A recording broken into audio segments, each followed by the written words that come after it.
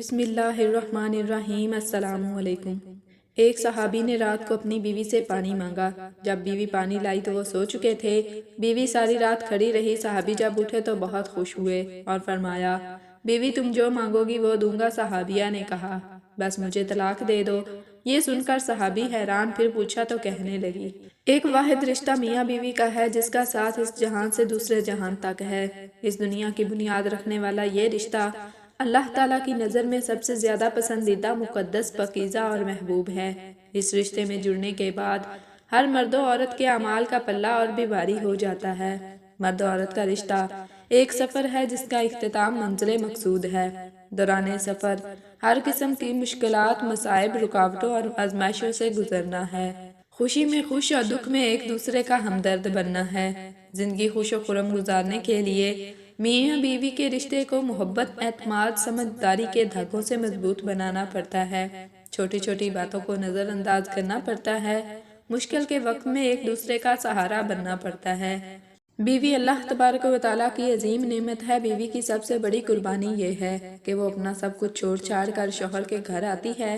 اس لیے شوہر کو چاہیے کہ وہ بیوی کی قربانیوں اور صفات کو نظر انداز نہ کرے اور زندگی کے ہر موڑ پر اس کا ساتھ دے۔ اسی طرح بیوی کا فرض ہے کہ وہ شوہر کی اطاعت کرے اور زندگی کی مشکلات میں اس کا ساتھ دے اور اس کی حوصلہ شکنی کرنے کی بجائے حوصلہ افزائی کرے۔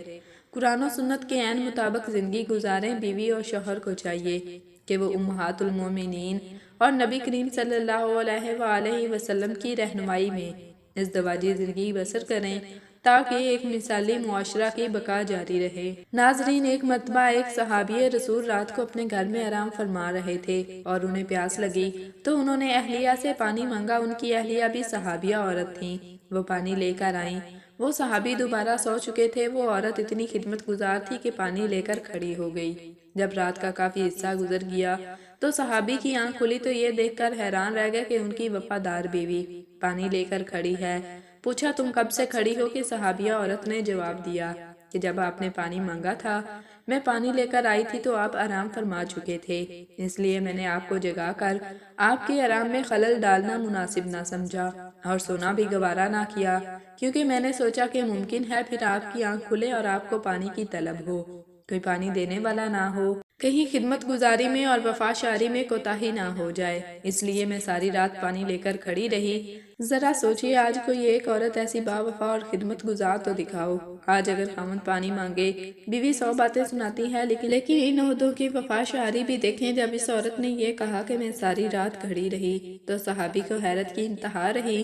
وہ فوراً اٹھ کر بیٹھ گیا اور عجیب خوشی کی کیفیت میں اپنی بیوی سے کہنے لگا کہ تم نے خدمت کی انتہا کر دی ہے۔ اب تم سے میں اتنا خوش ہوں کہ آج تم مجھ سے جو مانگو گی میں دوں گا۔ صحابیہ نے کہا، مجھے کسی کی ضرورت نہیں، بس تم راضی اور خوش رہو۔ لیکن جب صحابی نے بار بار اصرار کیا تو عورت نے کہا کہ اگر ضرور میرا مطالبہ پورا کرنا ہے تو مہربانی کر کے مجھے طلاق دے دو۔ جب اس نے یہ الفاظ کہے تو اس صحابی کے پاؤں کے نیچے سے جیسے زمین نکل گئی۔ وہ ہکا بکا اور حیران رہ کر اپنی بیوی کا منہ دیکھنے لگا کہ یہ کیا کہہ رہی ہے۔ اس نے کہا، اتنی خدمت گزار بیوی آج مجھ سے طلاق کا مطالبہ کر رہی ہے۔ وہ چونکہ یہ وعدہ کر چکا تھا اس لیے تیرا مطالبہ تو پورا کروں گا، لیکن پہلے چلتے ہیں رحمت عالم صلی اللہ علیہ وآلہ وسلم کی خدمت میں۔ آپ صلی اللہ علیہ وآلہ وسلم سے مشورہ کرنے کے بعد جو فیصلہ ہوگا اس پر عمل کروں گا۔ چنانچہ صبح صادق کا وقت ہو چکا تھا کہ دونوں میاں بیوی اپنے گھر سے نکل کر رحمت عالم صلی اللہ علیہ وآلہ وسلم کے حجرے کی طرف روانہ ہو گئے۔ راستے میں ایک گڑھے میں صحابی کا پاؤں پھسل گیا اور وہ گر گئے۔ اس کی بیوی نے ہاتھ پکڑ کر صحابی کو اٹھایا اور کہا، آپ کو چوٹ تو نہیں آئی؟ صحابی نے کہا، اور تو کچھ نہیں، البتہ پاؤں میں تکلیف ہے۔ صحابیہ عورت نے فرمایا، چلو واپس گھر چلیں۔ صحابی نے کہا، اب تو قریب آ چکے ہیں۔ صحابیہ یہ کہنے لگی، نہیں واپس چلو۔ چنانچہ جب وہ گھر واپس آئے تو صحابی نے پوچھا کہ مجھے سمجھ نہیں آئی کہ سارا ماجرا کیا ہے۔ صحابیہ نے کہا، مسئلہ یہ ہے کہ میں نے کسی سے سنا ہے کہ جس ساری زندگی میں کوئی تکلیف نہ ہو اس کے ایمان میں شک ہے، کیونکہ جو بھی ایماندار ہو وہ ضرور تکلیف میں آزمایا جاتا ہے۔ مجھے تو آپ کے ساتھ رہتے ہوئے 15 سال کا عرصہ گزر چکا ہے، لیکن آپ کو کبھی سر میں درد نہیں ہوا، اس لیے مجھے شک ہو گیا اور میں نے سوچا کہ اس آدمی کے نکاح میں رہنے کا کیا فائدہ جس کا ایمان مشکوک ہو، اس لیے میں نے طلاق مانگی، لیکن جب راستے میں آپ کے پاؤں میں چوٹ آئی تو میرا شک رفع ہو گیا۔ الحمدللہ آپ تکلیف میں آزمائے گئے، آپ نے اس تکلیف پر صبر کیا۔ اللہ تعالیٰ بعض اوقات مصائب اور بعض اوقات نعمتوں کے ساتھ آزمائش میں ڈالتا ہے تاکہ یہ پتہ چل سکے کہ کون شکر گزار اور کون ناشکرا، اور کون اطاعت گزار اور کون نافرمان ہے، تو پھر انہیں قیامت کے روز بتلا دے گا۔ فرمان ربانی ہے، ہم آزمائش کے لیے ہر کو برائی اور بھلائی میں مبتلا کرتے ہیں اور تم سب ہمارے طرف لوٹائے جاؤ گے، اور پھر یہ آزمائش بھی ایمان کے اعتبار سے ہوتی ہے۔ تو لوگوں میں سب سے زیادہ سخت آزمائش انبیاء کی، پھر اسے کم درجے کی، پھر اس سے کم درجے والے کی۔ یہ تھی صحابہ کرام کی زندگیاں۔ آج تو میاں بیوی کی لڑائی زیور و زائش، کپڑوں، گھر اور اخراجات پر ہوتی ہے۔ ایمان اور دین کی بات تو کوئی پوچھتا ہی نہیں۔ ایک آدمی کی بڑی دھوم دھام سے شادی ہو رہی تھی، اس کی دلہن اس کی اپنی پسند سے تھی، دونوں اپنے عروسی لباس میں بہت جاذب نظر آ رہے تھے، سب لوگ بہت خوش تھے اور ان دونوں کو مبارکباد دے رہے تھے۔ دونوں میاں بیوی ایک پرسکون اور خوشگوار ازدواجی زندگی گزار رہے تھے۔ ایک دن صبح ناشتے کی ٹیبل پر بیوی نے میگزین میں کوئی آرٹیکل پڑھا تو اپنے شوہر کو سنایا کہ میاں بیوی کی زندگی مزید نکھر سکتی ہے اگر وہ کھل کر ایک دوسرے کو اپنی وہ عادتیں بتا دیں جس سے وہ ایک دوسرے سے خفا ہوتے ہیں۔